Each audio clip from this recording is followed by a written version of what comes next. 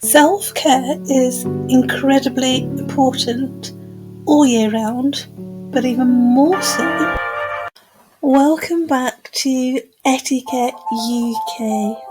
I am delighted to have you joining me today all year round, but especially important during colder months when coughs, colds and flus are prevalent.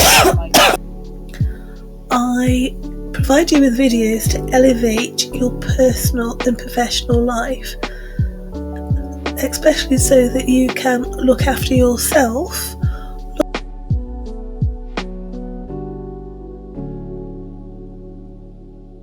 look after your family and support your community.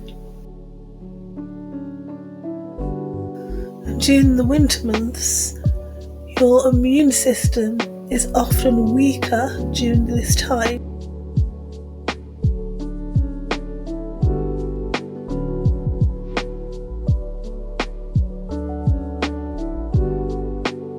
And especially when you're busy planning for your end of year events. These remedies are perhaps used by the older generation of your family and passed down through generations. My advice would always be to stay hydrated. Let's look at the items one by one, starting with ginger. The use of ginger as a medical herb dates back to ancient civilization in Asia. We can see evidence there that ginger was used in traditional Chinese medicine as early as 2,500 years ago. And it's also mentioned in ancient India.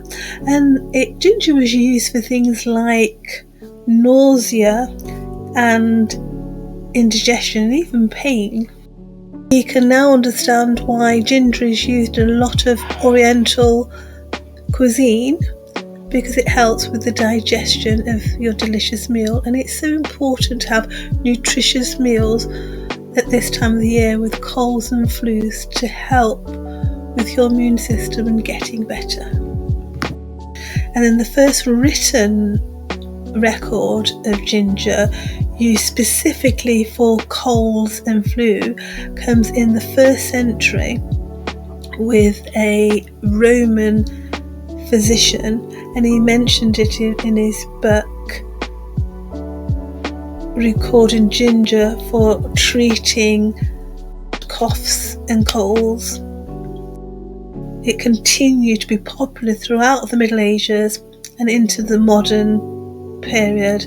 So in the 17th century, an English herbalist wrote about ginger's ability to warm the stomach, expel wind, cleanse the lungs. In the 19th century, ginger began to be studied on a more scientifically basis, and in 1879 published a study on ginger as an antibacterial properties. Of course, it's important to know that ginger is not a cure-all for colds and flu. If you are experiencing severe symptoms, it's important to see your doctor. However, ginger can be a safe and effective way to relieve some of the symptoms of colds and flu. Ginger can also react with certain medication, so it may not be safe for everyone. So as I said earlier, please do speak with your doctor first if you are on medication. Now let's have a look at lemons. Have they been used for coughs and flu?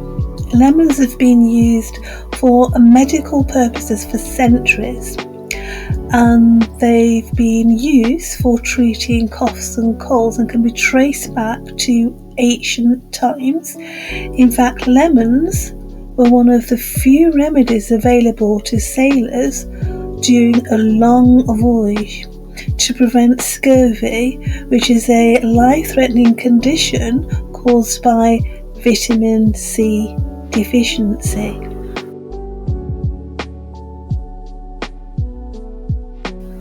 Lemons are a rich source of vitamin C, as we know, an antioxidant that is essential for immune function.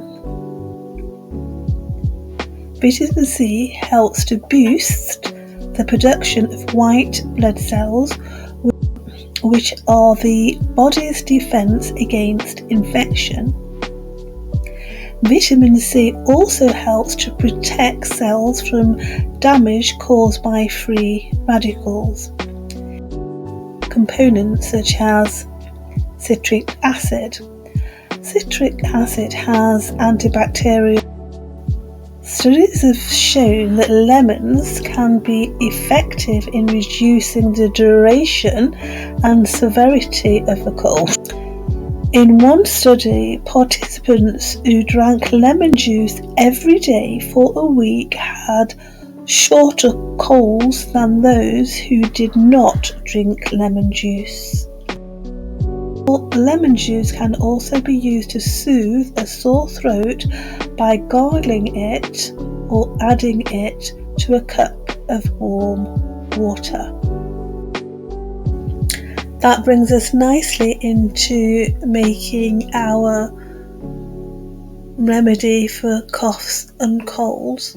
But before we do that, let's have a quick look at cinnamon, because we're going to add cinnamon to our remedy for our cough and flu.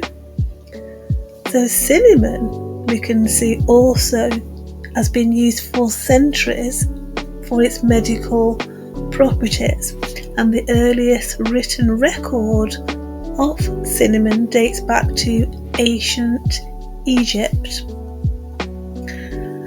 And cinnamon was also used in ancient China and India, where it was considered to be a valuable spice with a wide range of health benefits.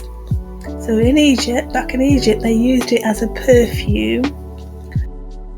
Today, cinnamon is still used for its medical properties, and it's a popular ingredient in many traditional remedies for coughs, colds and the flu.